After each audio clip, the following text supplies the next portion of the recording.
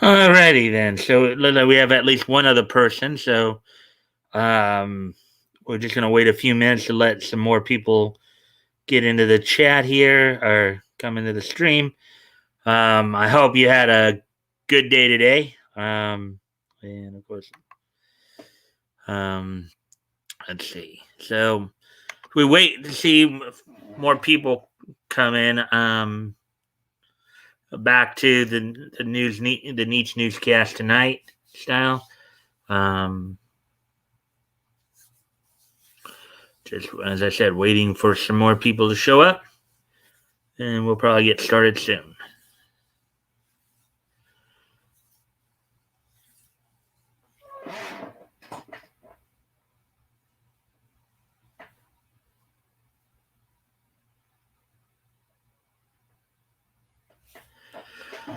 I am perfection. Perfection. They want perfection. They call perfection. Get all you got, take it all you got. Exactly what you mean. I will define you. Excuse me a moment while I go tend to my dog there.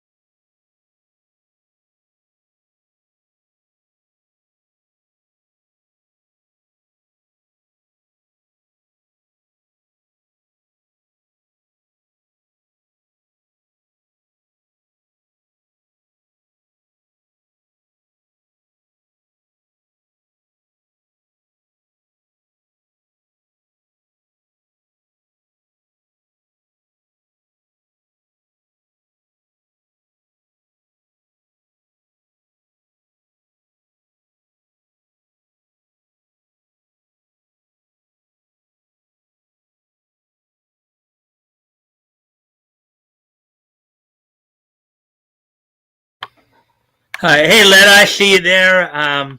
Hi, sup, Mike.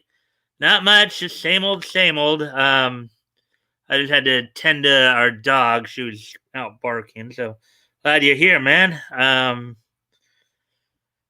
Hopefully your day's going well. Is this another night off for you, or are you going to be heading off to work soon?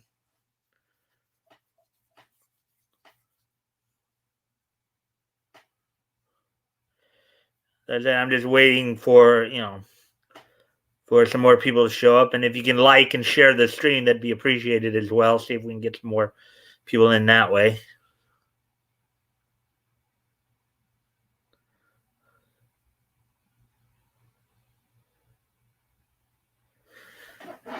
Now it's showing two people watching, so that's good.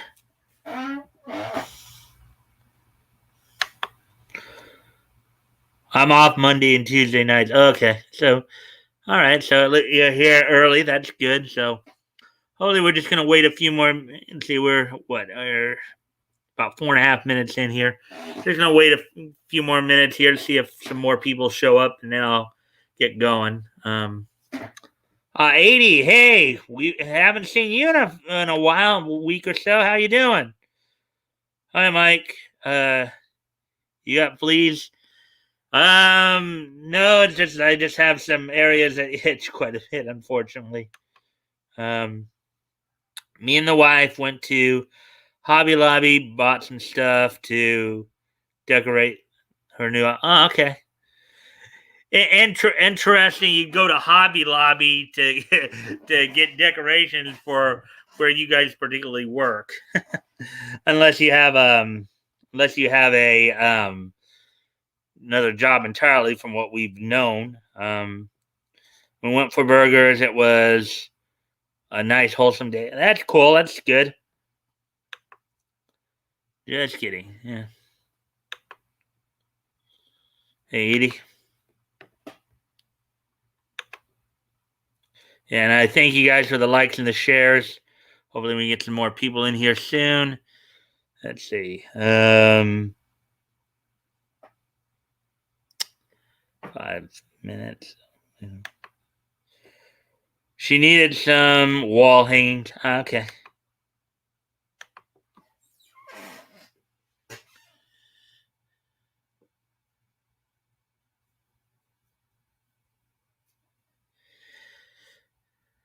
So, Leto, if you don't mind me asking again, don't you and your wife work in a like an adult type of scenario?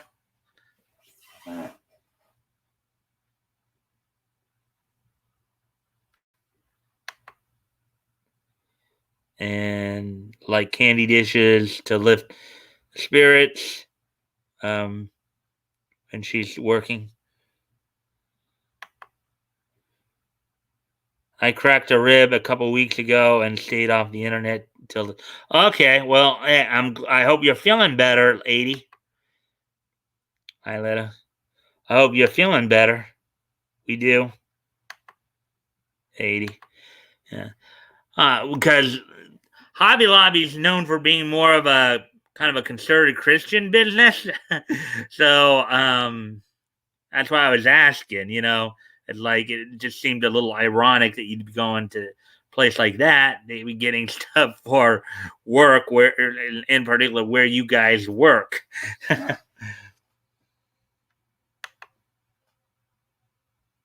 Yeah, she takes care of the paperwork and I take care of the dirty work, taking care of customers and cleaning. Okay.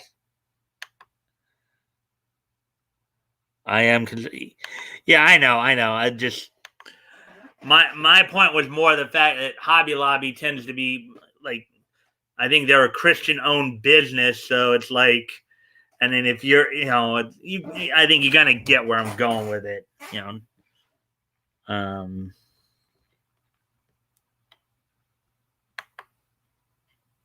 I am a free spirit. Yeah. All right. Well, we're past the 8 minute mark, so I guess I can start. And we do have at least 3 people in here now, so I guess I can kind of go over what's on tap for tonight. So I do have 6 stories I'll be reporting on tonight. Now we are up to 4. That's good. Let me see. Of the 6 stories, 4 of them will be from Bounding into Comics.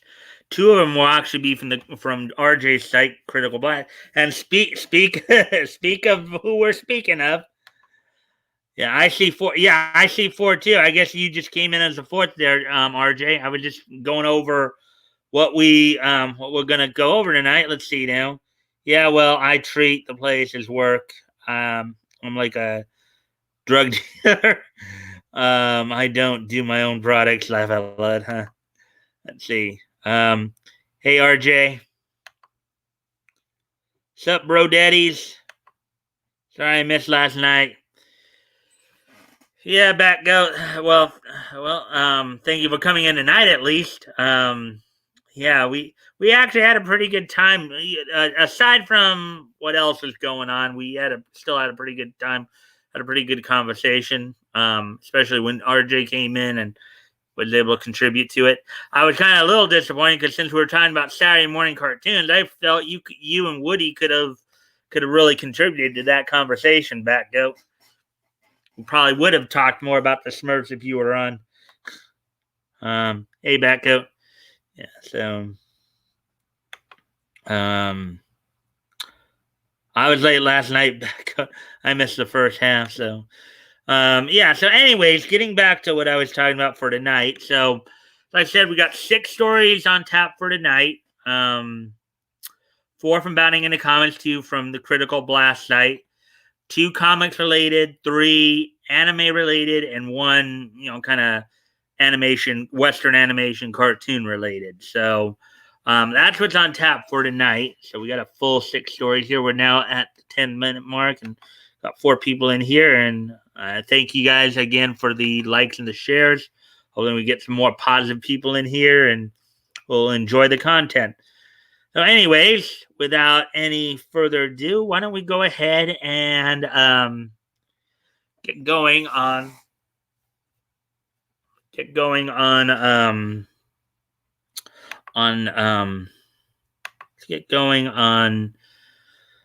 the articles then.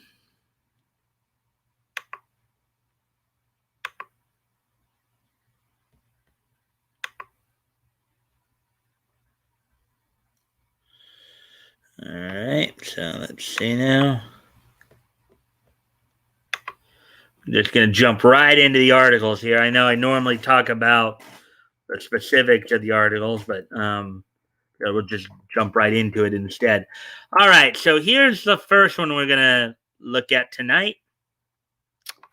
The ArcTunes roundup for last Friday, September 3rd, 2021.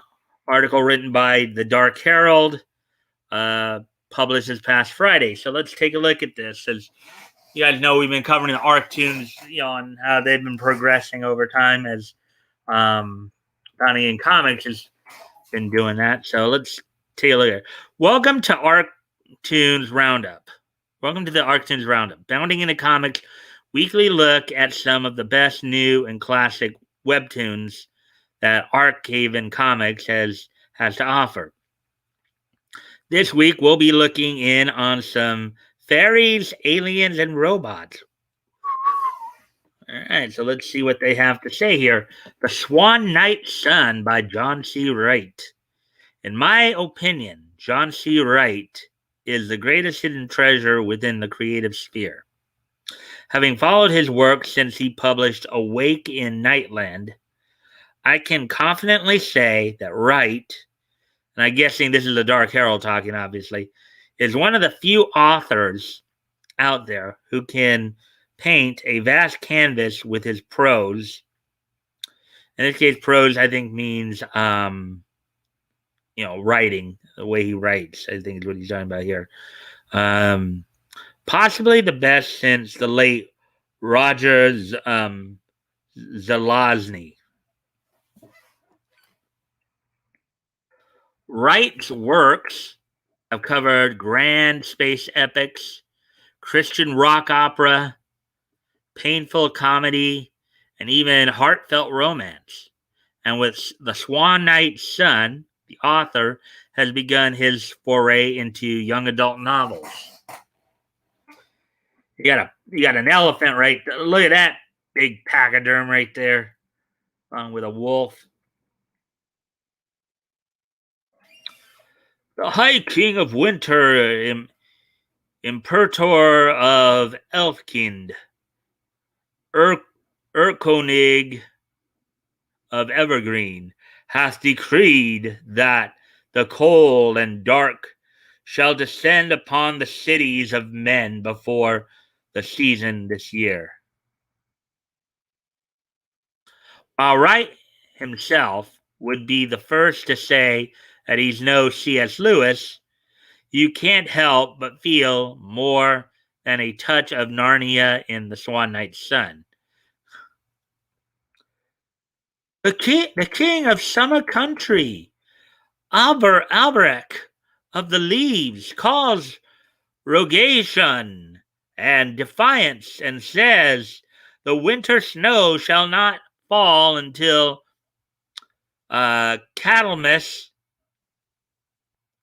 that the warmth of the world shall grow and the cities of men suffer floodwaters. Wow, this prose is pretty amazing there. Look at that. Who could walk now? It turns out that not only should the Swan Knight Sun have walked away, but The Fae do not welcome mortals into their quarrels. Oh, that's an interesting little alliteration there. Mortals into their quarrels. That's some very interesting alliteration right there. Sir Grim. Okay, let's see. Let's see what this guy kind of looks like.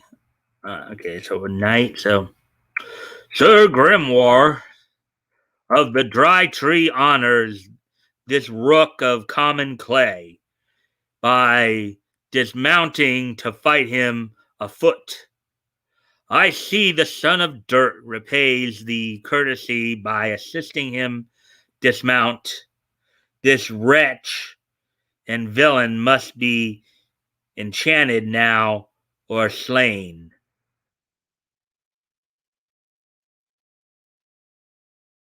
If you only looked at it when Arctoons first opened shop, now would be a great time to get caught up in Wright's fantasy series.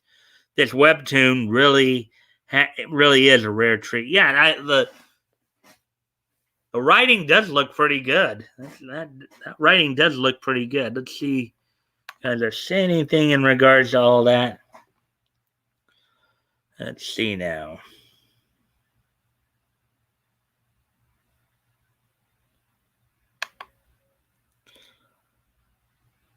I hope you're doing okay back. Yep.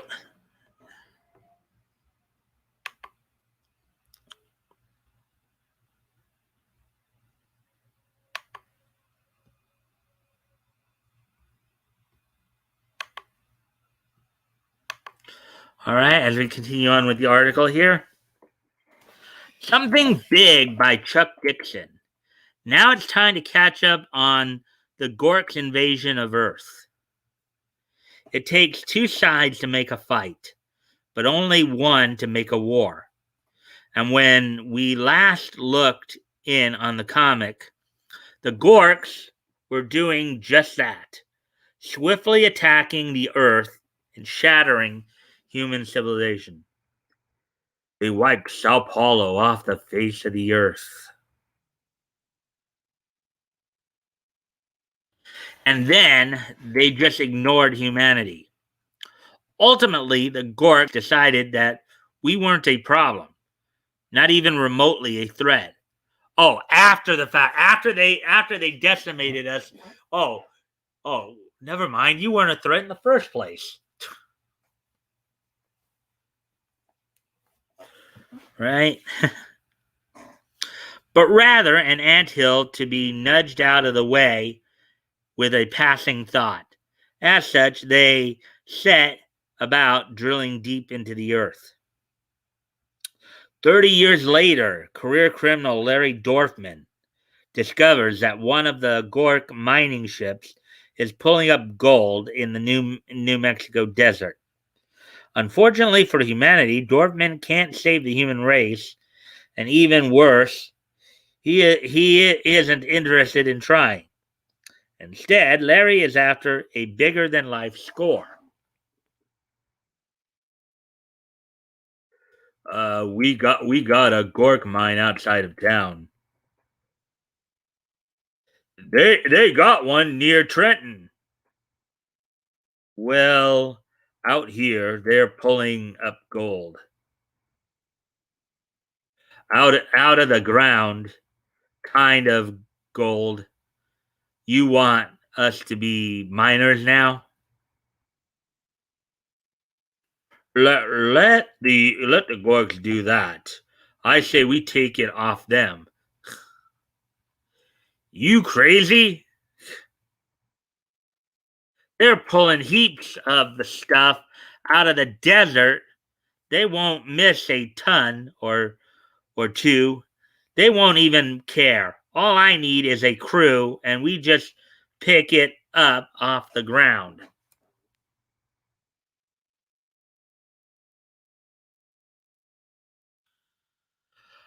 Quantum Mortis by Vox Day. Batgoat, here's your favorite guy. Laugh out loud. While not a new series, I've been holding back on recommending this one in order to let its story pick up steam. But now I can confidently say that once you get into this story, you aren't getting out. Any fan of Heinlein's Starship Troopers, the book, not the movie, will enjoy the prelude to the main story, which sees the execution of a raw-edged combat drop against an enemy who views human life as an obsolete throwback.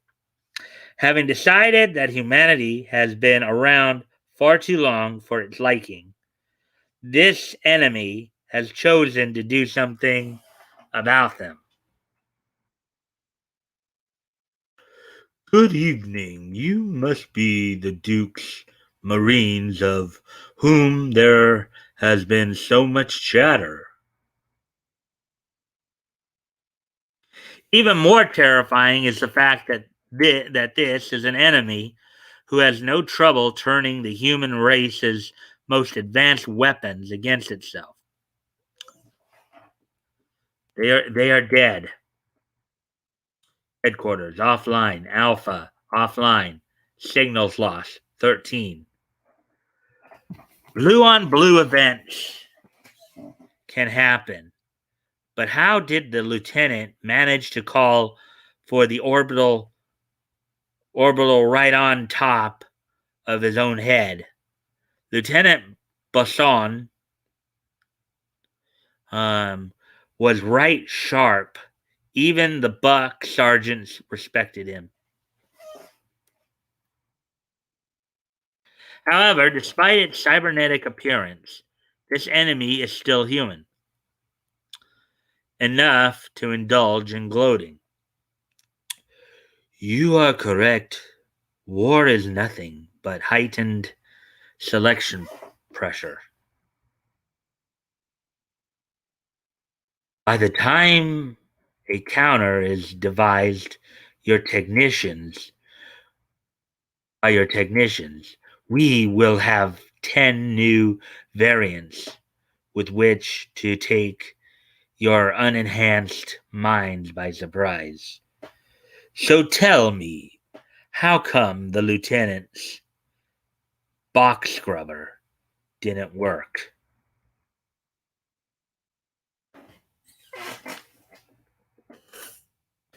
After barely surviving the edge of your seat action of the prelude, we get to see Tower's new life in the Military Crimes Investigation Division on planet Rysalon. And interestingly, this world has quite a unique history as it is the home to 1,462 governments in exile. Unfortunately, that particular cottage industry comes with some attendant drawbacks like revolutionaries, civil wars, attempted genocide, and occasionally just a plain old assassination. I gotta say that just a plain old assassination. Show me what we got, baby. There isn't much there, but it sure doesn't look like a jumper. Not even an involuntary one. Involuntary one. No, there is a distinct lack of blood and the other liquid elements. For Chief Warrant Officer Tower, it's all in a day's work. Hypergamos by Lacey Fairchild. I think we read a little bit about this before too. This one in particular. The roundup spotlight this week is focused on Lacey Fairchild's webtoon Hypergamos, a comedy webtoon about personal relationships, which just this week accomplished the impossible and broke Hammer of Freedom's death grip on the number one slot at iTunes. After all, as William Shakespeare wrote, quote, "In jest there is truth," unquote. Contrivance might create a few chuckles from an unexpected result, but an honest revelation will carry a much deeper emotional integrity. As we laugh a lot harder when we know that the cause of a given situation is the simple fact that at the end of the day, we're just humans acting like humans do. Real laughter means having just a touch of tragedy next door to it. It wouldn't be real otherwise.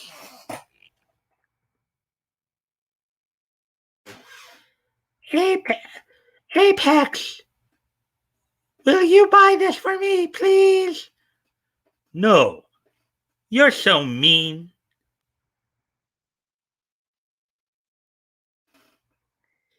Sweet Mickey, she's obviously in a toxic relationship. This is my chance. Oh, God. Later that day. Hey, it's me. I had to check in and see if you were okay after Apex verbally abused you today. A beautiful girl, no woman like you deserves more. I would treat you the way you deserve, like a queen. Oh, this guy's really lavishing it on it. I would lavish you with gifts and compliments. Oh, Mindy, when I imagine your perfect body, my skin quivers. And I think to myself that I must see you. Nay, I must have you. Just say the word, and anything you desire will be yours. Don't tell Apex, please. I guess she's reading the text here. Oh boy, this guy's really playing it. He's a player, isn't he? I guess this is her response. Um, who is this? I don't know how you got my number, but please leave me alone, creep.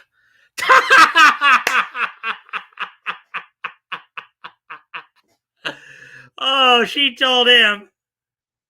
Yeah, it might be a good idea to say your name, dude, if you want her to know who you are. Oh, sorry, Miss High and Mighty. I was just trying to be nice to you, but no, you're one of those hussies who only like pricks. Only likes pricks. You want to know something? I'm a really nice guy. Yeah, you're really a nice guy, all right. Calling her a hussy. Yeah, that's a good way of doing it. And I could have given you everything. You don't even know what you're missing. You can just stay with that douche who treats you like trash. I hope your mother gets caught in a mousetrap. Enjoy growing old and watching your looks fade as men who only care about your body abandon you and your life turns to nothing. Oh, oh boy.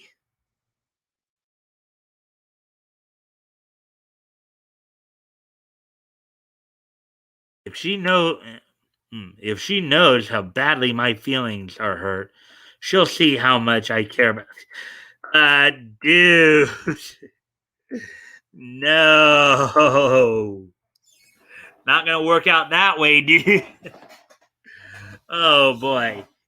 If you would like to see your comic book on Arctoons, please send your submissions to submissions at archaven.com.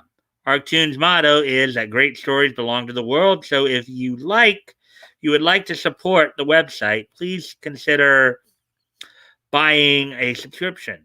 While Archaven titles on the Arctoons will forever remain free to all, independent creators will soon have the option of being directly supported by their patrons. See you next time.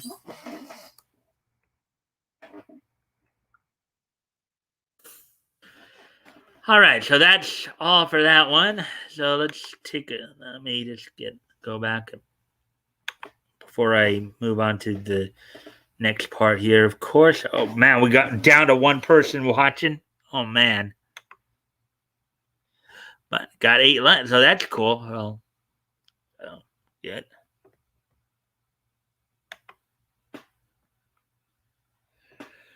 Um. Anyways, let's see what you guys have been saying since I've been gone. Translation: Toothless people should not dip bottle with swans or elephants. I'm good, thanks. Hope you as well. Laugh out loud. Laugh out loud. Based comic. Um, I'm here, Mike. Don't worry about the numbers. Yeah, I know. I think it's more than one. Yeah, I'm pretty sure it's more than one too. You two just playing a little game, I guess. Hey, Woody. Hey, how you doing, man? So we just got through the first of 6 stories. So, and I'm about ready to move on to the next one. Just getting caught up with the chat chat a little bit. So here we go with the next article, the second of 6 that will be, and the last of the comics articles we'll be doing tonight. DC Horror, The Conjuring 3 spins off comic now on DC Universe Infinite. Article written by J.B. Augustine, published today. So here we go. The terror isn't over yet. There are still plenty of stories left to tell about the further chilling adventures of Ed and Lorraine Warren, as audiences will discover in the new DC horror miniseries, set to delve deeper into the dark side of the paranormal. The Conjuring, The Lover. There's, I guess, a picture of it, or from the movie, I guess. Done in the style of an EC horror anthology. Now, from what I remember, EC was and this is not to be confused with Eastern Color. EC was a comics company a few years ago.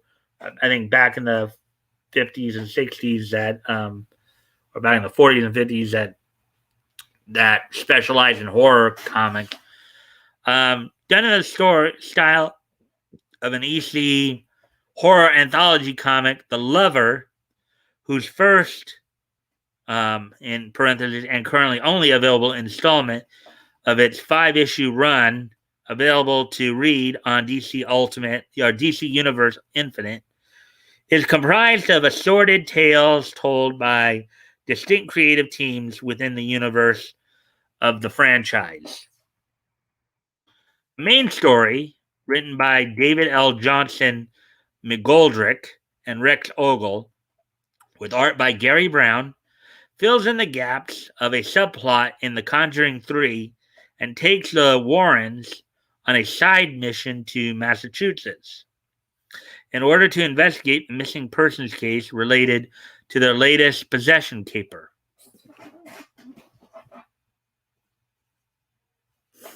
So here's, I guess, the cover, The Conjuring, The Lover. Interesting artwork there. Thinned everything out there, huh? In the process of their investigation, the Warrens will encounter Jessica, a college freshman who was said to have encountered spirits on campus shortly before going missing.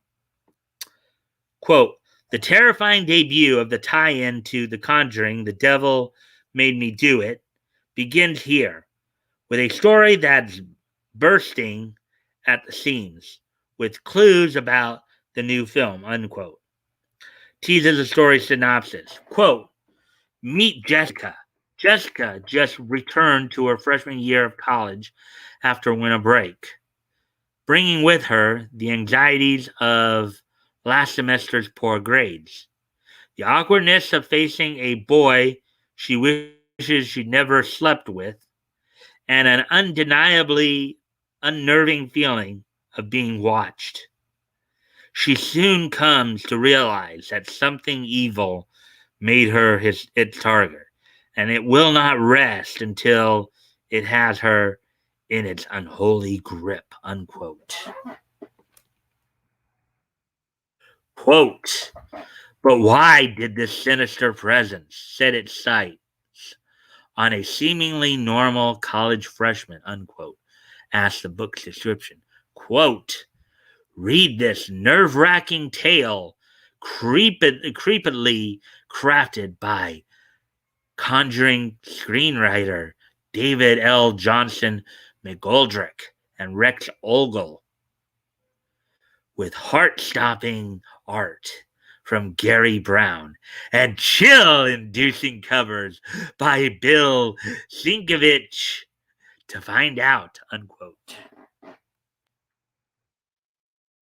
Oh, look at that. Look at that hand right there.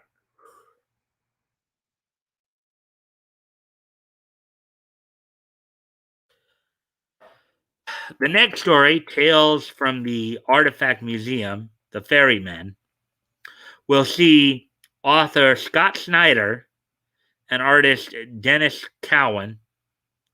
I believe Dennis Cowan did some artwork on some of the DCAU years ago as well.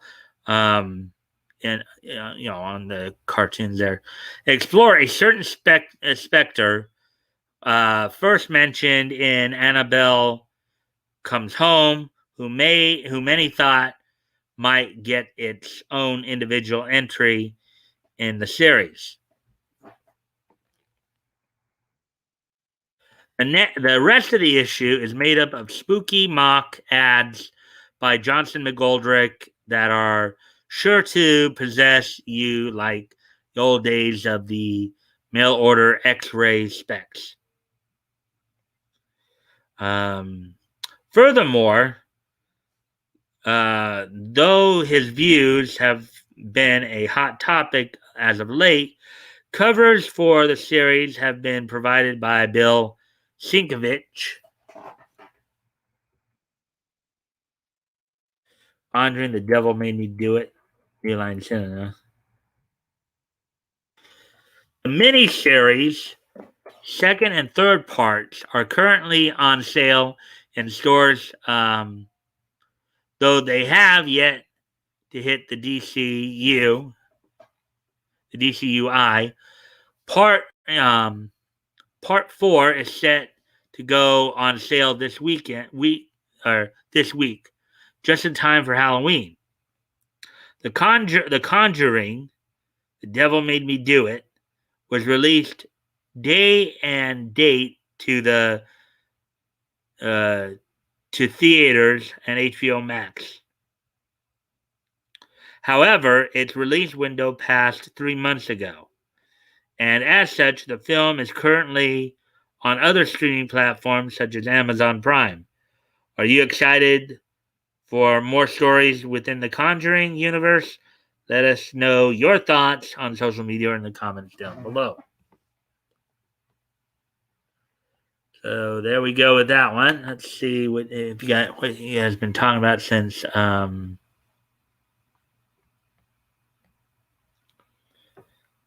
last checked in with you.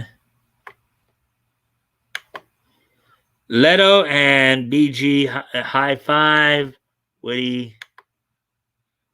I thought EC was my boy from Nebraska, Elmer Crotch.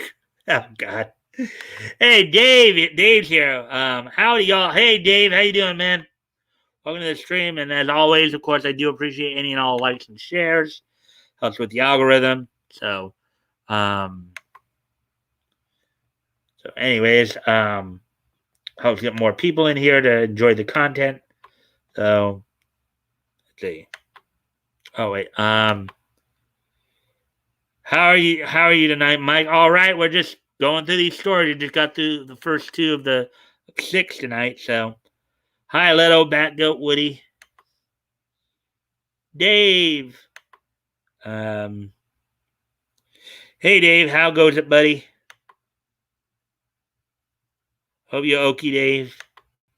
And I'm doing okay. Going camping again tomorrow. Oh wow, I thought you just got back from camping. Anyways, guys, I gotta go off camera for a moment. I'll set up the next set. So the rest of the story is going to be more or less anime and animation related. The 4 here, but I'll be right back. I gotta step away from the computer for a moment, so I'll be right back.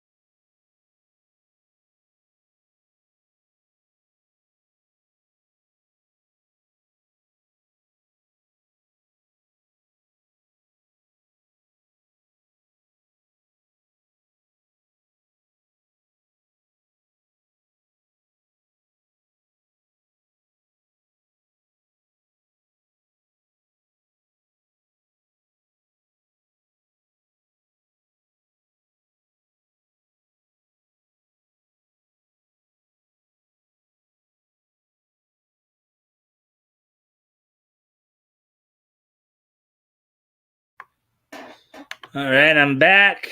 Let's see. I see. Let's see.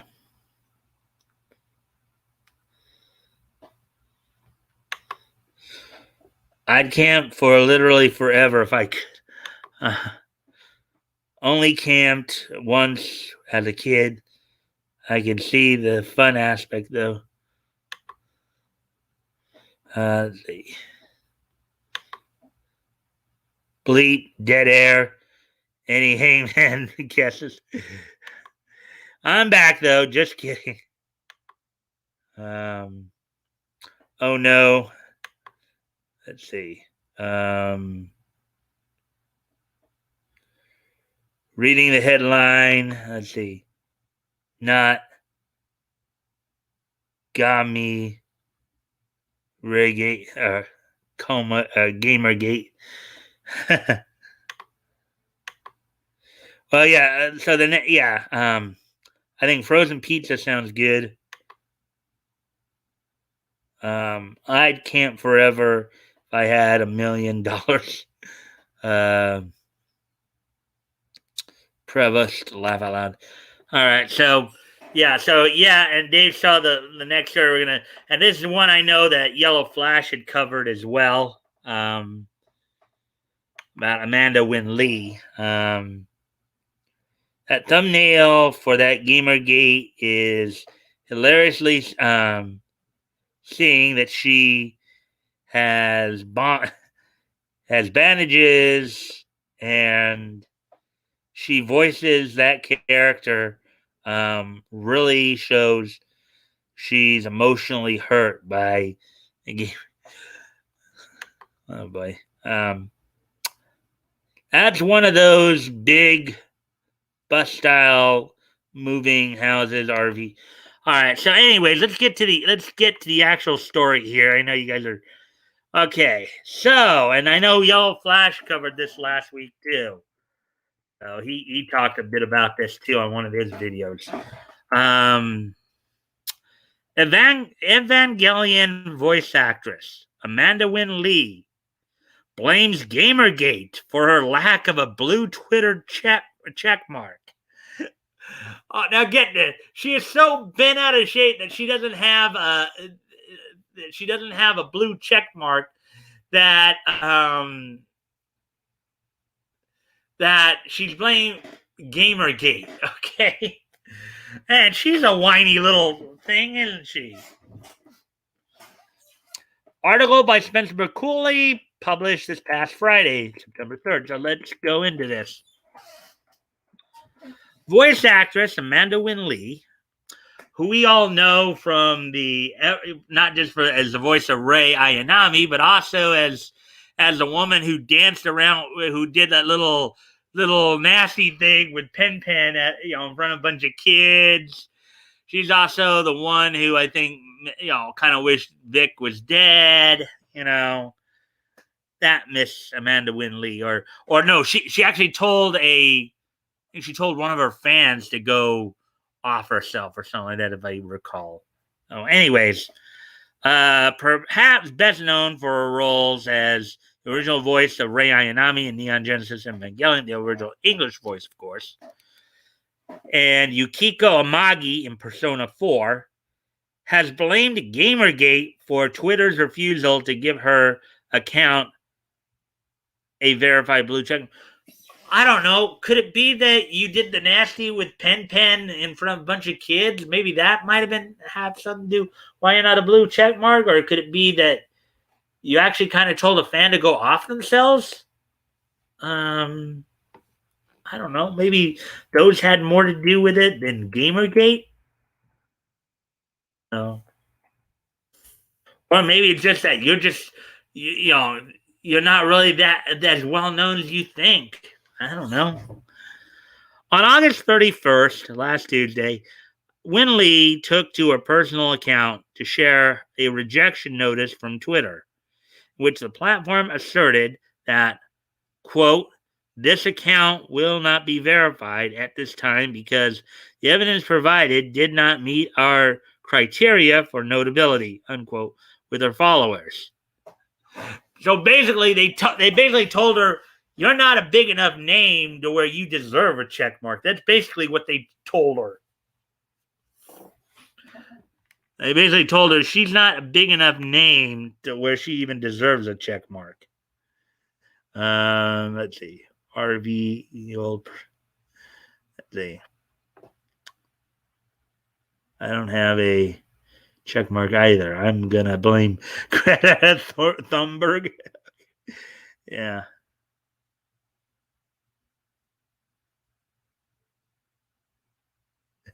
Did Gamergate? Did Gamer? Yeah, I'm not highlighting these. I'm just reading them out. But some of them, you guys are coming up with some pretty funny stuff here. Did Gamergate make her molest a person in a penguin costume? Um, Good point there. Batgirl. Maybe she's a furry or something like that. No, just mentioned it as I typed. Show me our doll where it touched it. Pay attention to me, GIF. Yeah. She also assaulted her dog by pooping in front of the poor thing. Oh boy. Okay. So, anyways, moving on as we continue on with the article here. Let's see where we at. Okay. Alongside the image, Winn-Lee noted, quote, "I keep pics of stuff like this to remind myself not to get too cocky." Interesting choice of words there, Miss Winn-Lee. Not get too cocky. It sounds like you're plenty cocky to me. Anyways, you can take that any which way you wish. Let's see now. So let's see what up. Okay, in response, a fan half jokingly opined that until DC and Marvel writer Gail Simone was verified, quote, "the whole thing was just a sham," unquote.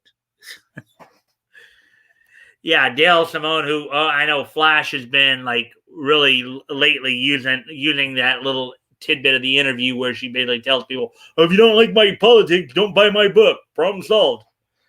Well, that's exactly what they did, Miss Simone. Taking her and Simone's lack of verification as some sort of a sinister plot against women. Oh boy. The faux feminist arc. Winn-Lee, quote, tweeted the fan and wrote, quote, I see. There's a pocket of incel Gamergate losers in Twitter's verification department. Good to know. No, Miss Lee, that's wrong. What it is that you're just not famous enough. People don't give a rat's patoot about you. Or not enough people give a rat's patoot about you to be considered a verifiable individual. Hilariously, in reality, both Simone and Winn-Lee should be verified, as both are notable. In parentheses, regardless of one's personal opinion of them, figures in their respective fields. Now, in terms of Amanda Winn-Lee, yeah, she doesn't have a lot of VA credits. You know, she started out in Houston ADV and then moved out here to LA. She's done more like crew work. She's done more in regards to like the script writing. In fact, kind of funny. I just recently started watching Project Arms again, and she's credited as doing the script adaptation for Project Arms. Now, the reason this is possible, even though Project Arms was dubbed up in Canada by the Ocean Studios crew, is because Viz Media was the one who had the license for it, and Viz, Viz, the main Viz offices are in San Francisco, but they will sometimes subcontract out to like LA for Studiopolis for the for the voice acting, and then or Ocean Studios up in Vancouver. So it's not entirely possible that they do that.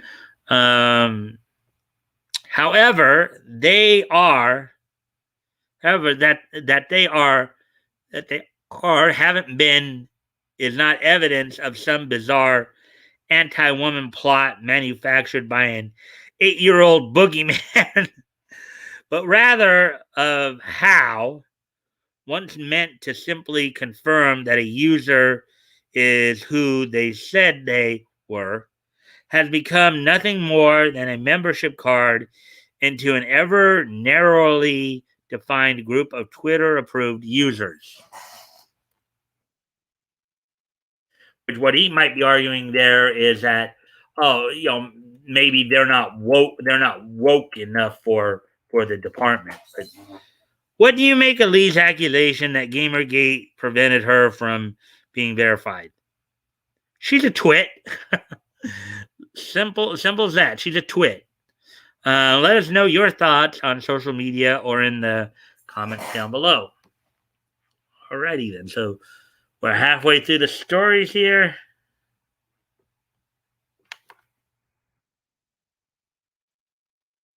Let's see what you guys are saying thus far.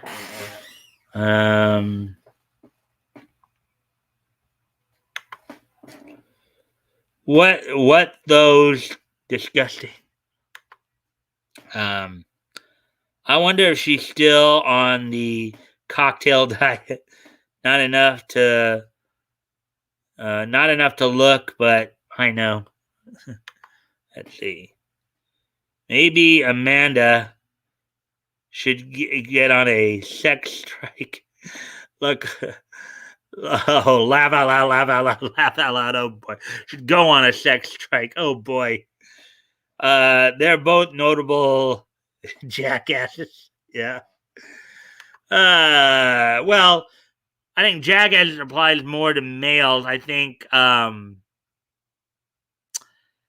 a word that starts with the letter B rhymes with the word witch. Probably more appropriate there, Batgoat. Crew work. So she's a no. What I mean by that, Leto, when I say more likely crew work, she does more like behind the scene. She does more like script adaptations, script writing. Like, okay, so when they translate the scripts from the original Japanese to English for the dubbing, right? When they write up the dub scripts and stuff, she's one of the people responsible helping to do the writing for that, for adapting the script to make it so where one, it's more in, the English, it's more in English style in terms of grammar and stuff like that, but also helps with the, with any references or anything like that. So gross, Leto.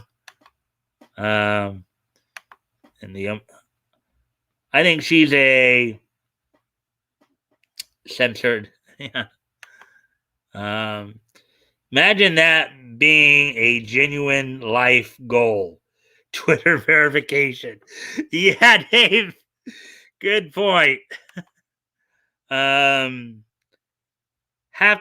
bring out the marching band. Yeah. Laugh out loud. There's a smiley face. Mike is as innocent as they come. Well, the guys on here can tell you, Dave, that I have my dark moments. I'm as human as they come, I guess, as human as anybody. I know what you mean by crew work. It was just a joke. Don't Google fluffer.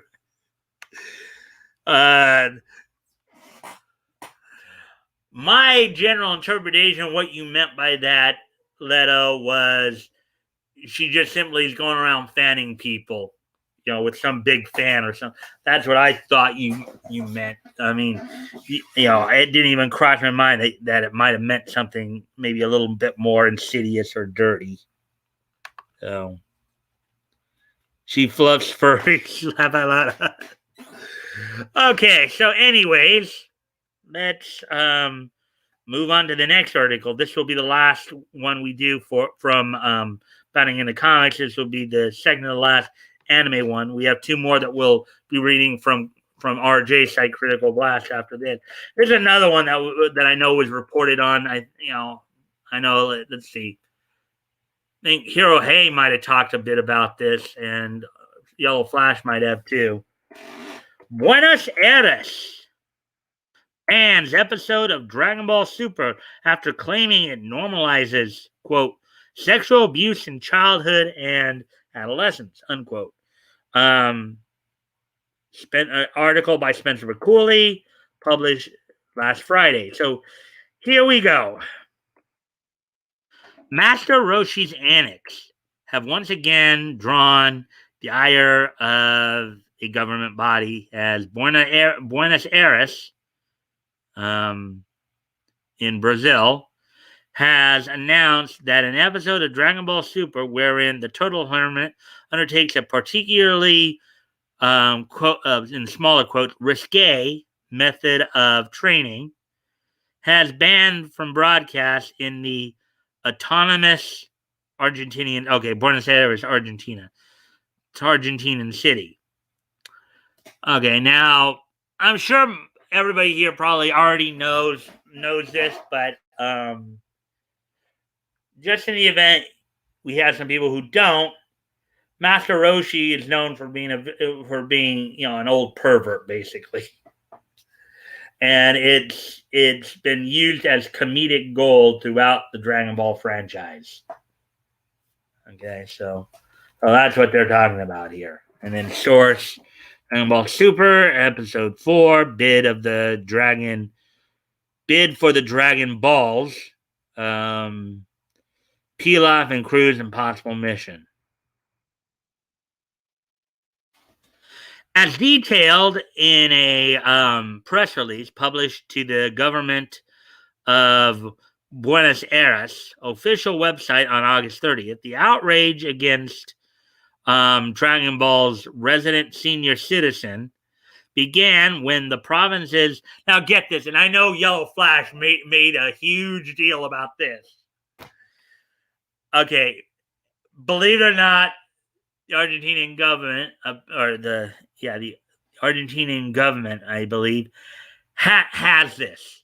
Okay, get this.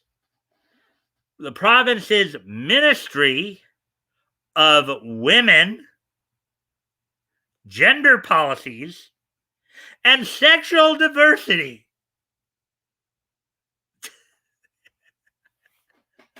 Let me read that again, just so you guys get this.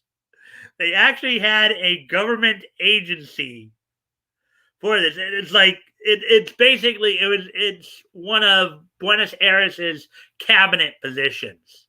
Okay. So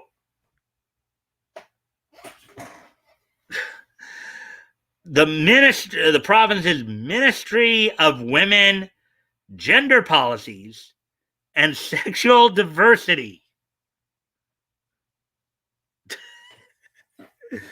Imagine if Joe Biden decided to, let's say, nominate somebody like AOC or something, did something like this. Oh, Lord have mercy. No,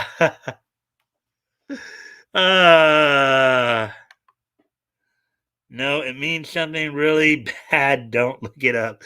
I don't intend to, Bat Goat. Pen, no. Laugh out loud.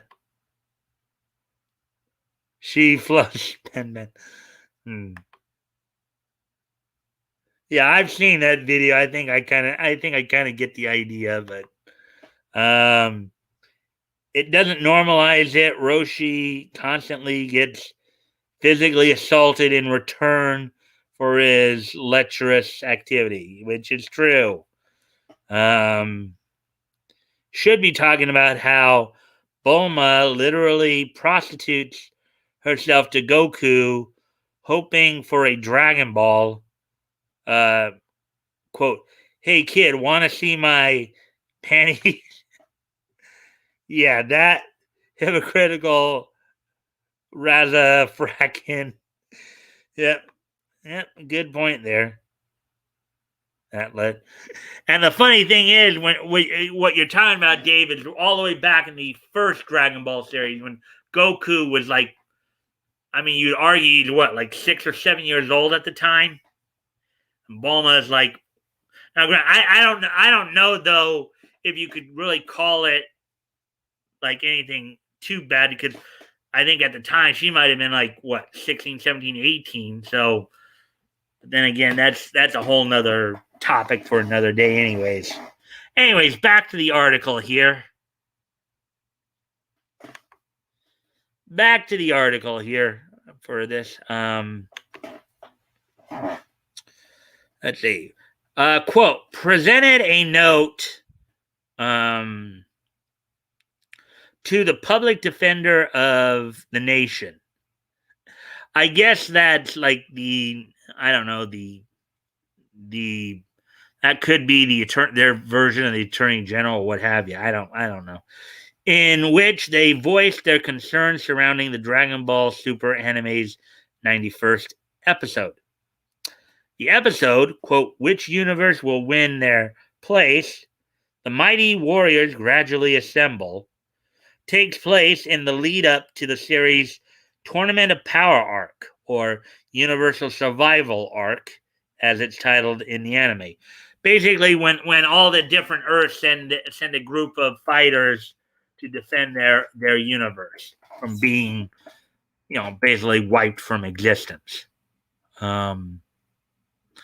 And follows the efforts of 12 Dragon Ball universes to assemble their respective teams for the upcoming battle for universal survival.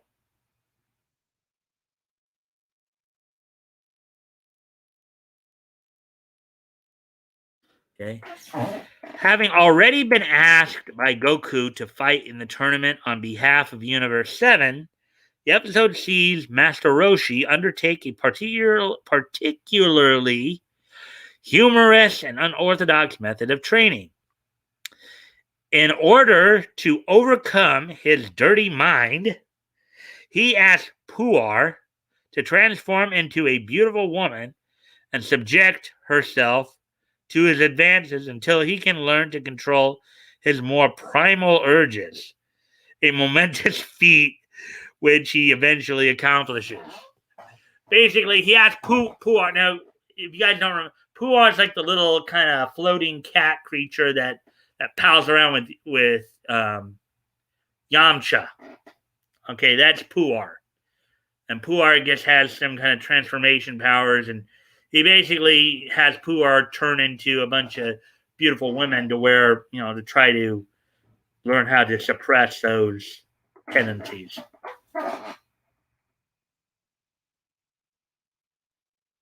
See right there?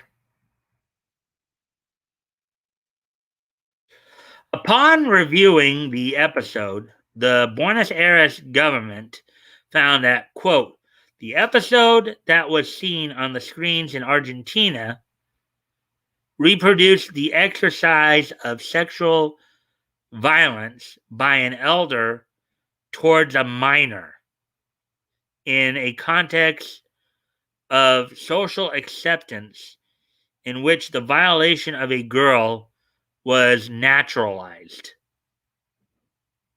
Naturalized? Okay, I think something got lost in translation there, but after reading that, I want to see what you guys might be saying there.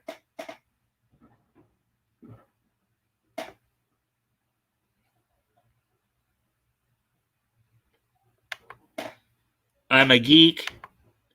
Good thing Goku ain't never been no simp.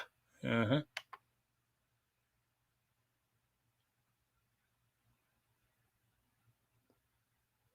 Sexual consent in the filthy PRC is 14. 14. But G forbid they play over 3 hours of video games a week. Yeah, I mean, that's the thing, Becca. That's it's kind of funny because, and again, I don't think we want to get into into a discussion here about it, but you know, a lot of times when people start getting into these conversations, a lot of times I think they kind of get confused between the legality of a situation and the morality of it. So, WTF? Let's see. As Newt.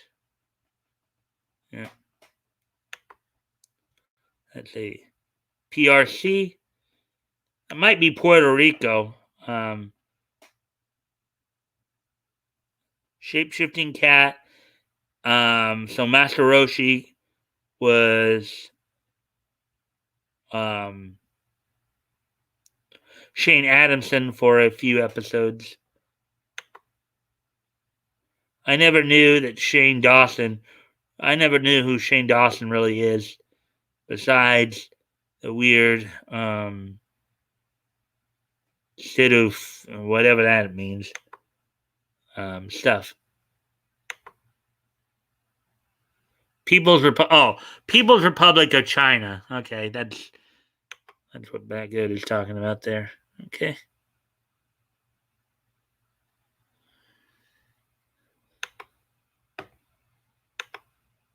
All right. So here we go. Let's see. The enemy of China. China. Well, I believe, Dave, that Woody was making somewhat of a joke there in regards to the late professional wrestler Johnny Lauer when he was spelling it like that. Oh. Anyways, so let's get back to the article here. Let's see. Where are we at? Let's see. Quote: The episode in question depicts a multiplicity of morbid details, unquote, the government wrote in their press release. Quote: The adolescent locked up with the adult, quote unquote, Master Roshi, repeatedly saying no and trying to escape, giving clear signs that there is no consent. The master, in his place of power, saying that he cannot stop, that he is stronger than he, while the other characters watch from the outside, not intervening in the situation. Unquote.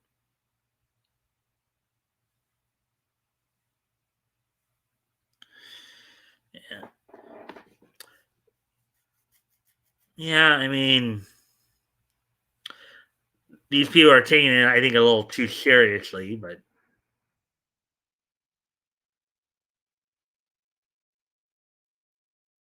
I mean, yeah, he may be chasing her, and but I don't think even though Master Roshi is known for being a pervert and all that, always liking to chase after young attractive women,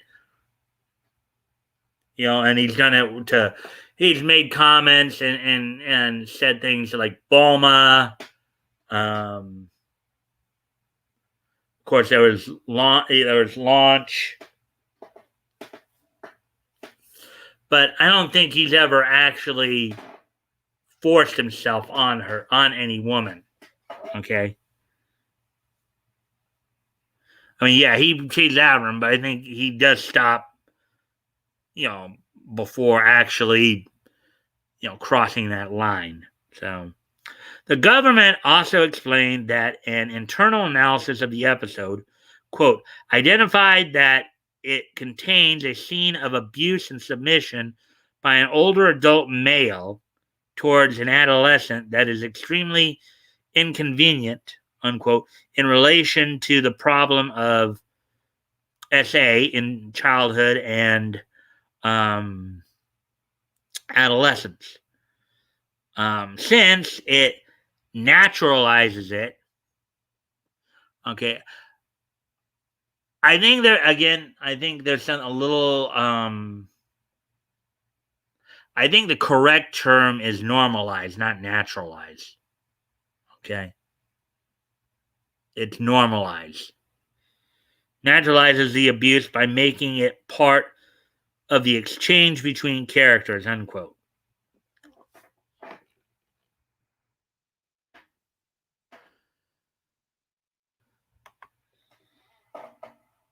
Okay, so actually, I was trying to recall the special way that our former president used to say the word China. Okay. Um, it's all a big one world corporation. Yeah. Turn to monkey. Right. Can you imagine? They think that Master Roshi would just say bleep it and gonna grope her. Yeah, I'm sure many of us have seen Dragon Ball. Yeah, he chases the girls around. He's quite flirtatious. Some people might say, some of his comments and some of the stuff he does may be inappropriate, but he's never actually crossed the line and actually forced himself on them. So it's not natural or normal as indicated by no one else doing what Roshi does. Yeah.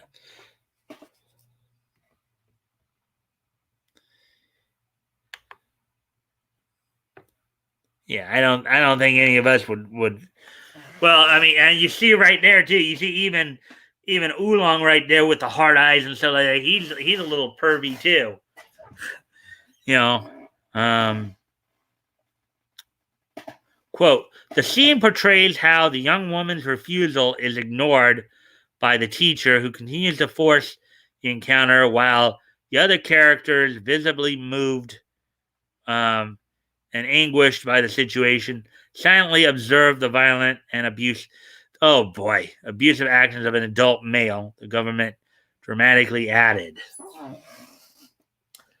Okay, that's not violent.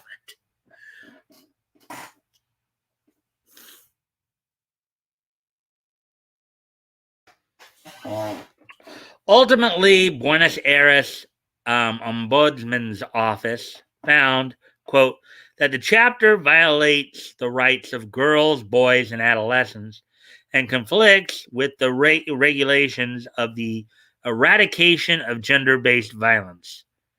Oh, boy. Further, it appears that the government took the concerns directly to both Cartoon Network, the broadcaster who aired the episode, and Warner Media, CN's parent company, as the press release recounts how both entities, quote, were receptive in relation to the signals of the audience and expressed great concern about the broadcast of the chapter, unquote.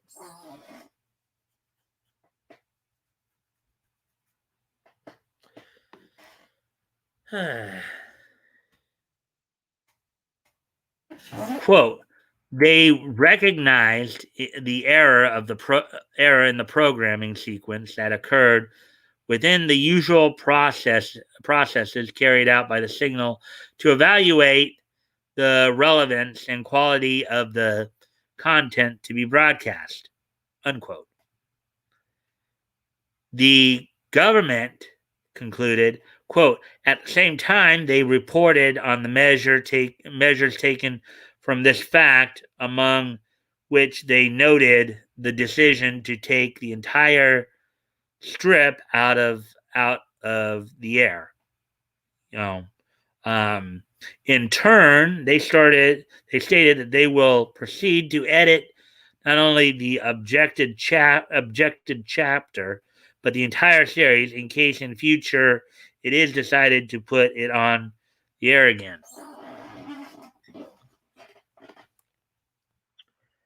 Yeah, I think one of the points that Flash was making when he covered this story was that um, because of this episode, the entire series may have got shut down. In other words, now they can't seem to show any of the series because of this one episode. So that's one of the things I was hearing. Anyways, oh wow, we're past the hour mark. So I'd better hurry along here a little bit. Um, as mentioned above, this is not the first time the series has been subject to government regulation over what such administrative bodies considered quote sexist content, quote unquote sexist quote unquote context. In March of this year, Spain's Valencia region outright banned the entirety of the Dragon Ball from airing within its borders on the grounds that it featured quote content that encourages gender discrimination through stereotypes and sexist roles.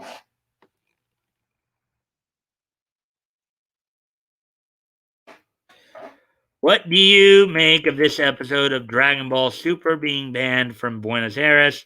Let us know your thoughts on social media in the comments down below. I think they're going a little overboard with it. I think that's my opinion there.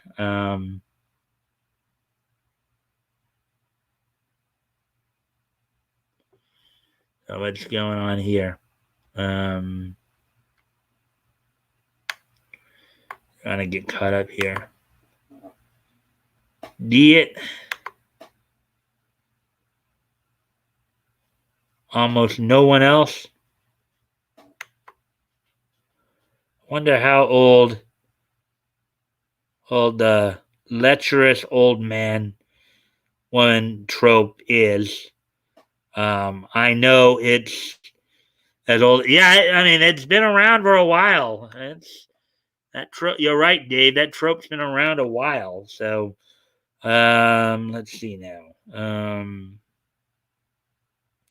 I think they are just censoring it because this cartoon will eventually show Master Roshi figuring out you don't need to be simping and chasing women like a hungry animal. And they don't want young men to know this lesson. Subscribe is only chat. That's insidious, Leto, and I find it plausible. Feminists know how to retain power over men, and it shows how to get over if thus women have no if it thus women have no power. In a country where one has no freedom of speech or right to a lawyer or a speedy trial, get cancer, Spain.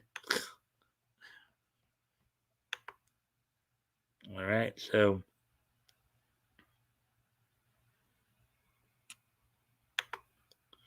all right. So, anyways, we're at hour 20. So, as I said, gotta speed things along. I got two more stories. These ones are over on the Critical Blast site, so we'll go over there now. RJ site.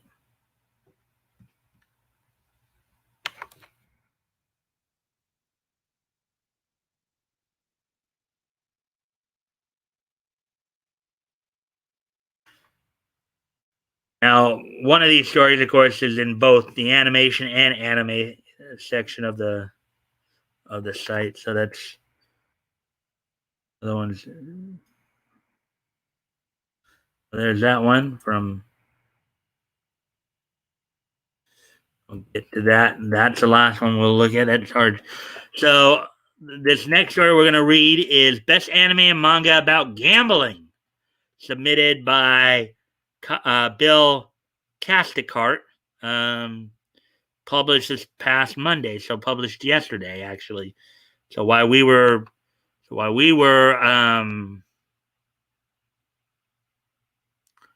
of course while we were having the open mic night, this story was popping up on Critical Blast site. So let's go ahead and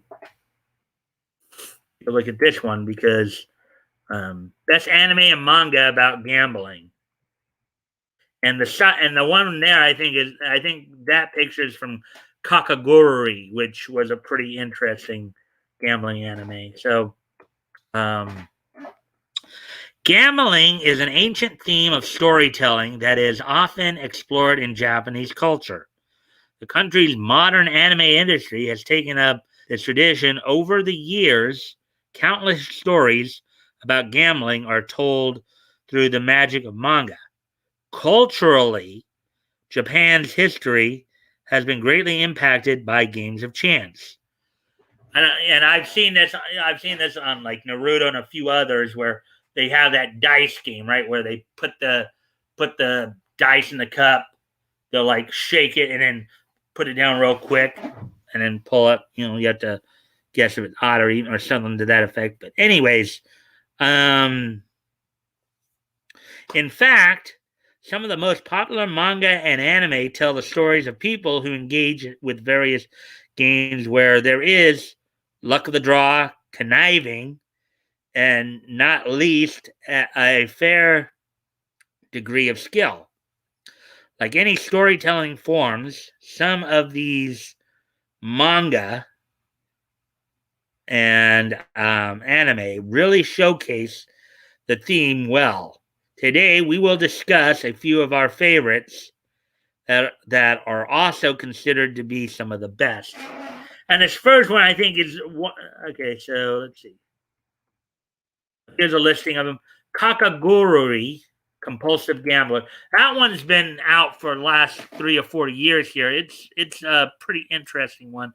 I've watched that. It's you got some darker elements in that one. The other two I don't know. Gyakyo Borai Kaiji, Ultimate Survivor, and then Tohei Densetsu Akagi Yami ni Mayorita Tensai. Okay, so first off, Kakaguri, Compulsive Gambler. Taking chances is not always frowned upon in Japanese culture and reflects an entirely different mindset regarding games of chance. In fact, gambling is part of some of the country's most successful manga and anime. One excellent example is Kakaguri, Compulsive Gambler. Set in what can only be described as a dystopian world, the main character, Homura Kawamoto, joins the infamous Hyako Private Academy. It is at this seemingly inconspicuous academy where the world's elite are taught to cheat their way through life, or more accurately, how to use various ploys to get what they want. Now, aside from being a gambling anime, Kakaguri is a pretty dark one as well, so it's one you guys might want to check out at some point. The school is run by a feudal-like system where students learn games of chance and then face each other off in duels. The losing party becomes a serf to the other and may only extricate themselves unless they achieve victory against their master. Homura, the protagonist, is a talented and quiet schoolgirl who has entered the academy not on privilege but through a scholarship. She immediately incurs the sneers of her quote-unquote betters, but you better wait for it because Homura has an outstanding talent that will take her to the very top of Hyako Private Academy's pecking order before long.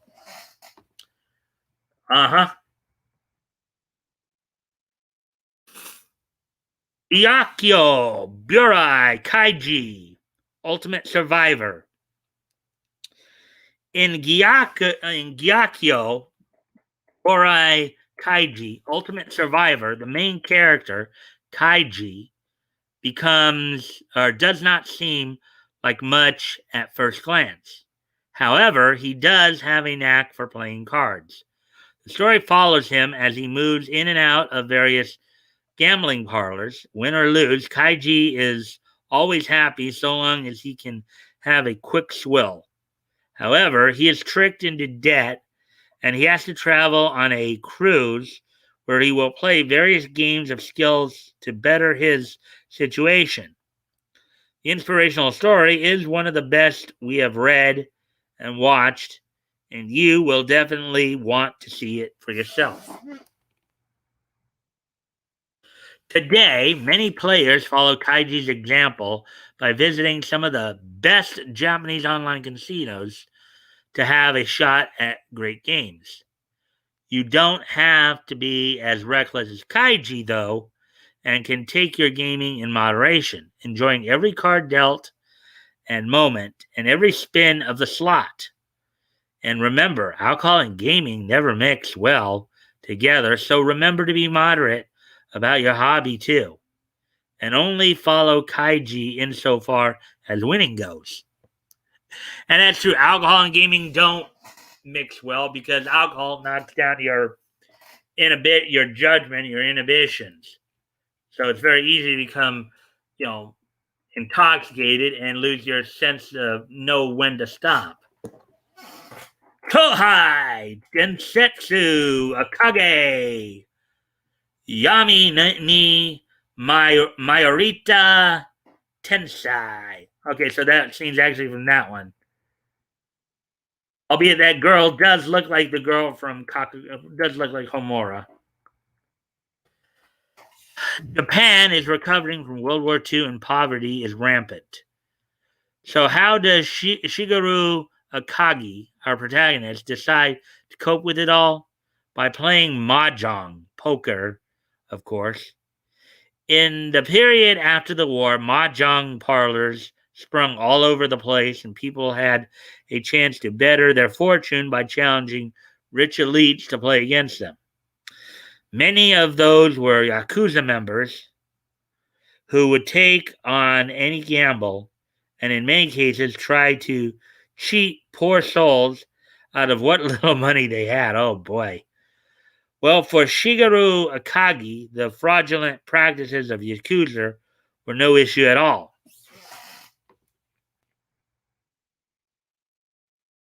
All right, so maybe that picture I think is from Kakagurui. Okay, because just what this next statement. In fact, he turns out to be a prodigy at mahjong, which quickly puts him in a great situation.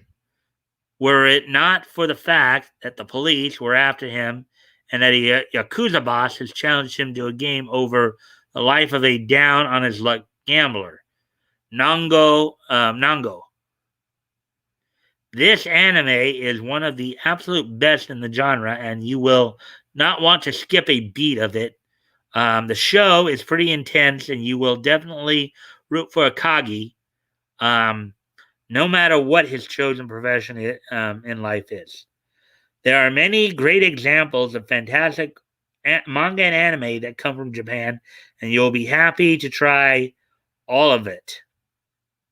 We, however, only recommend you to read the best ones, and if gambling is your thing, you will find the ones here to be an absolute blast. Netflix already has many of these available, so don't hesitate to give it a shot. Yeah. Kakagurui is one I watch. It was a pretty good one. So we do have one more article.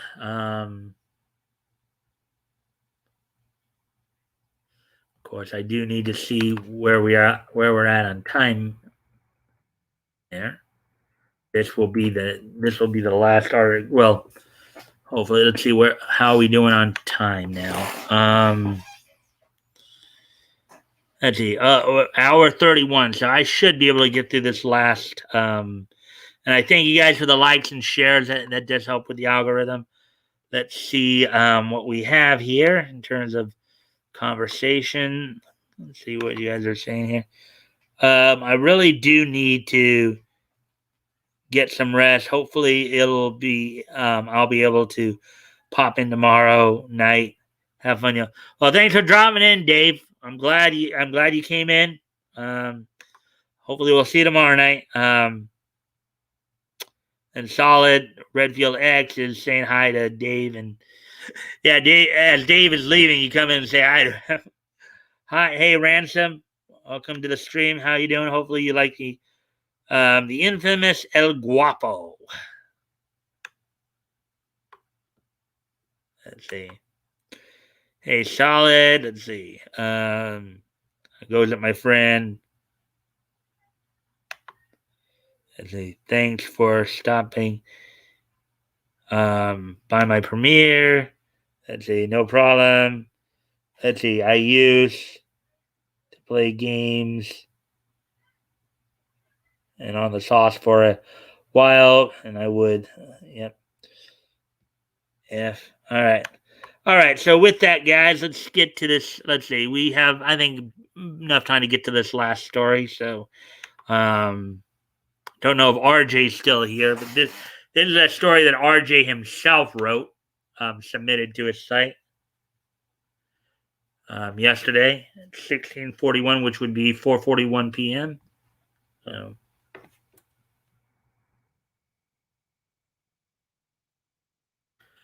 Zoinks! Scooby-Doo meets Courage the Cowardly Dog in this canine clue-chasing caper. Submitted by R.J. Cotter on Monday, the 6th, September the 6th, 1641, which AKA is 4:41 p.m. Look at that. There's Scooby and Courage. Look at that.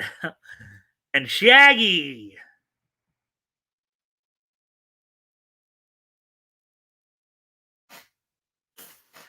Dogs and mysteries have been the peanut butter and jelly of children's cartoons for decades, featuring such sniffing sleuths as Woofer and Whimper, Dynamite, Hong Kong Phooey, Number One Super Guy, and the whole gang of Disney's 101 Dalmatians. But of course, the king of them all has always been Scooby-Doo, the Great Dane mascot of Mystery Inc.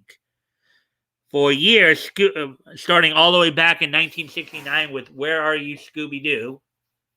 And continuing the franchise throughout the 70s and 80s and up to modern day, of course. Let's see.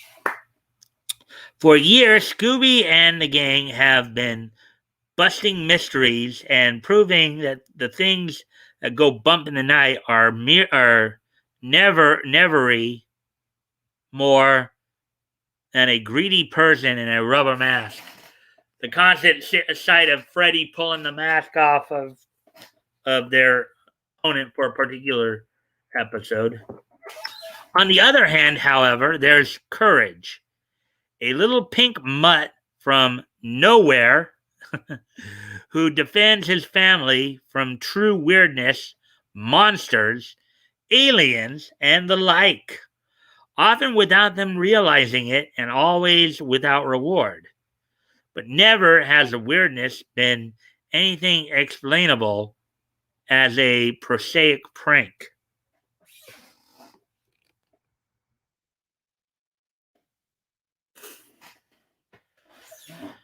Their two worlds couldn't be any different, but they're about to collide in this Warner Brothers home video event. Straight out of nowhere, Scooby-Doo meets Courage the Cowardly Dog.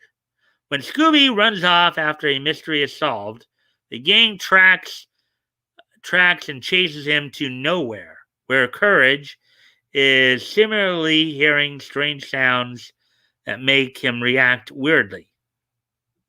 The gang arrives just in time for dog-sized cicadas to come burrowing out of the ground. Welcomed into the house by Muriel for snacks, everyone is present with the family. Is given an invitation to the mayor's banquet, a surprise as they did not even realize Nowhere had a mayor.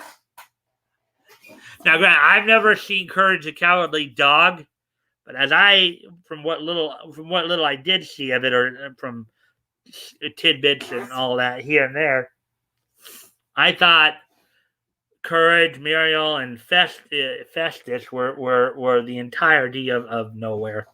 But the animation is a departure from the standard Scooby-Doo fare, as there is a lot of seemingly supernatural weirdness that cannot be explained by the game. Well, the one point I will make, though, in this case, I know in some of the older and through most of the Scooby-Doo franchise, yes, it's just pretty much been. But I think the one part of the franchise, the 13 Ghosts of Scooby-Doo, which of course had Shaggy, Daphne, Shaggy, Scooby, and Scrappy-Doo. They were joined in by, of course, the late Vincent Price doing the voice of the wizard guy. That one, I think, did actually have some more supernatural aspects to it. 13 Ghosts of Scooby-Doo. But other than that, yeah, RJ is right in that most of the time is just some greedy individual trying to scare people off. So, let's see now. Given supernatural weirdness that cannot be explained by the game. Well, not in the normal sense of wires and pulleys and costumes. Instead, the explanation for it all stems from the source of dark matter that plagues Nowhere, which changes all the laws of physics in the vicinity on a whim. That seems a bit of a cheat, but we'll take it. As the team tries to remain grounded at the end when they attempt to pull off the mask of the true villains behind the giant cicada queen. A strange hypnotic sound and the string of robberies being committed all over. This makes up for some of the more bizarre events that happen because of the dark matter source, like Daphne being turned into a 16-bit video game character. So I think what they're talking about there is basically Daphne in this apparently gets turned like into a video game image, like a 2D image or something like that. Or the furniture in the mayor's mansion coming to life and trying to eat the guest.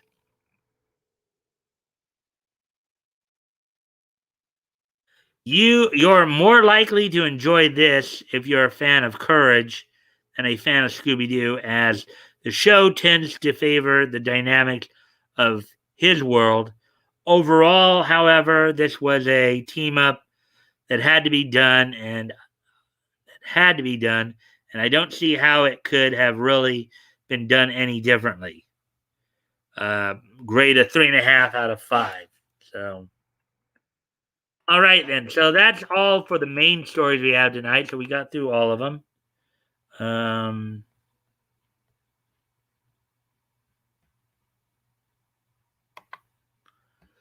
There we go with that. Let's see now. So where are we at on time here? Hour 41. So, yeah, so I think we made good time tonight. We really made some good time tonight. So I think it's a good time to start wrapping things up. First, I'll see what you guys have been saying here. Let's see.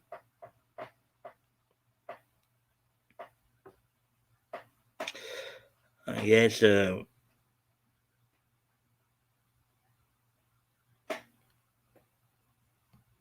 let's see now. It's a pleasure to work with you. Tell us.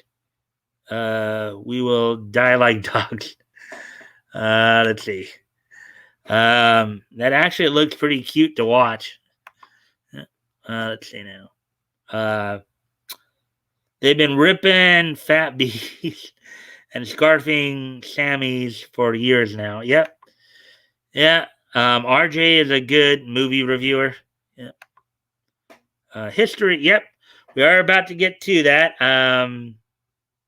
Yeah, yesterday I left thinking Nikki would stream, but he was a no-show. Yeah, he's streaming tonight though. So SMH.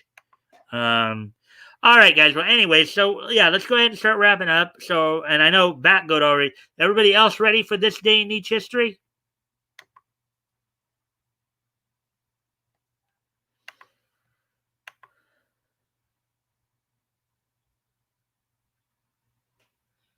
And I'm frozen a bit there.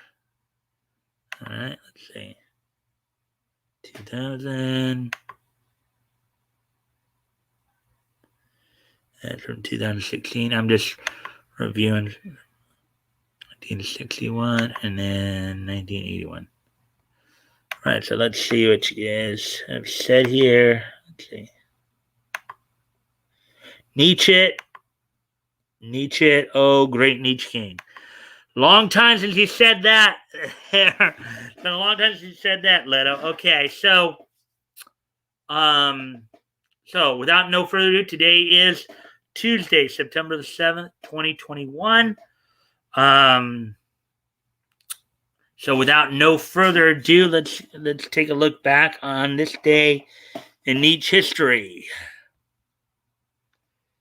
And first off, we're going to head back 60 years ago, as soon as I, of course, get it set up here.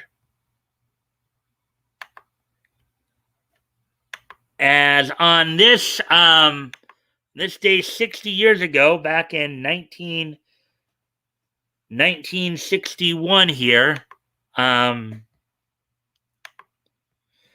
the animated short Switchin' Kitten would make its debut on this day in 1961, 60 years ago today. It was the first cartoon in the Tom and Jerry series. It was a Tom and Jerry cartoon to be directed by Gene Deitch, and produced by William L. Snyder, who had basically taken over after William Hanna and Joseph Barbera left MGM to start up Hanna-Barbera Productions. So on this date 60 years ago today, the Tom and Jerry cartoon Switchin' Kitten would premiere. It was the first cartoon or first animated short directed by Gene Deitch, who was a key director for MGM throughout the 60s there. And you can tell the animation style was even different back then.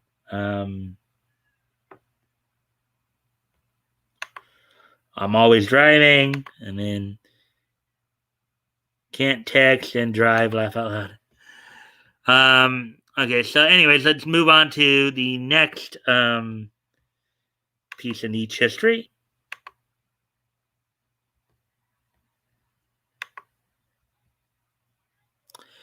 As we go back 40 years ago, on this date, 40 years ago today,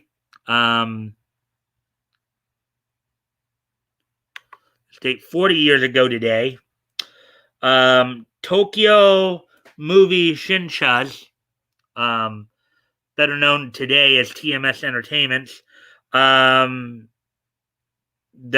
anime New Dokonjo Gairu, which is translated as the new Gutsy Frog, I believe. Yeah, the Gutsy Frog.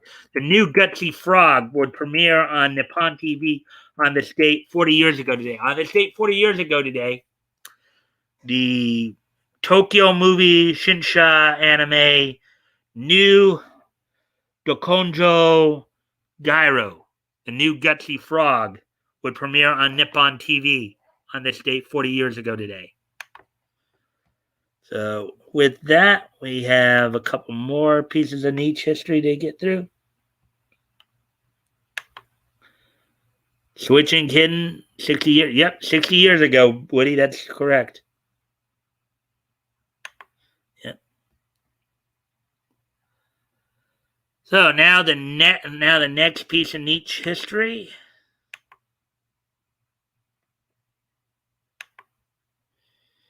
We go back to the year 2000. On this date in the year 2000, the first issue of Ultimate Spider-Man #1 go on sale would go on sale from Marvel Comics on their Ultimate imprint.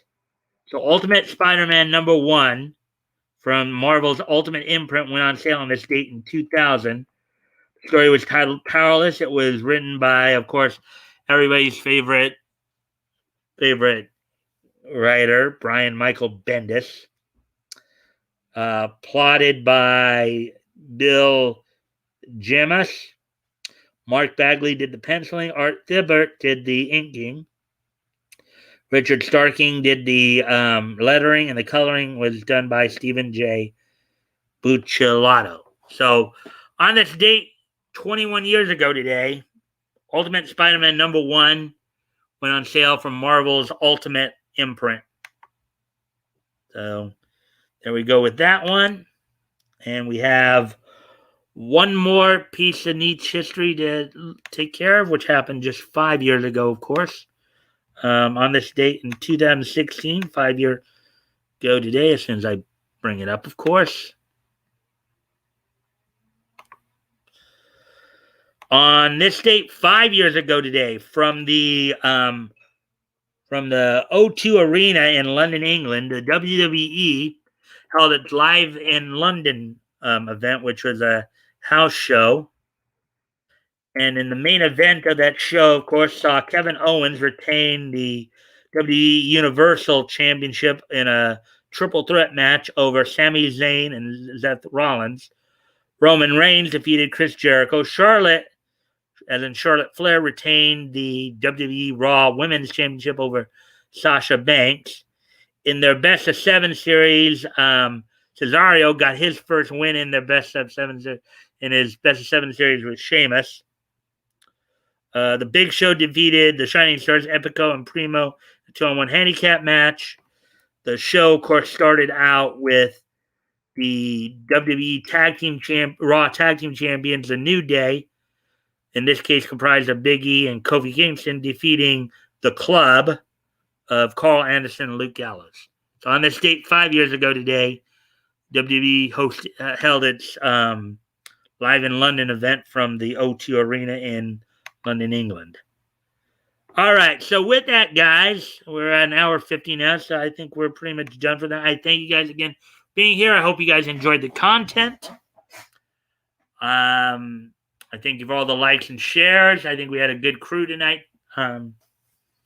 So I will hopefully see you all tomorrow.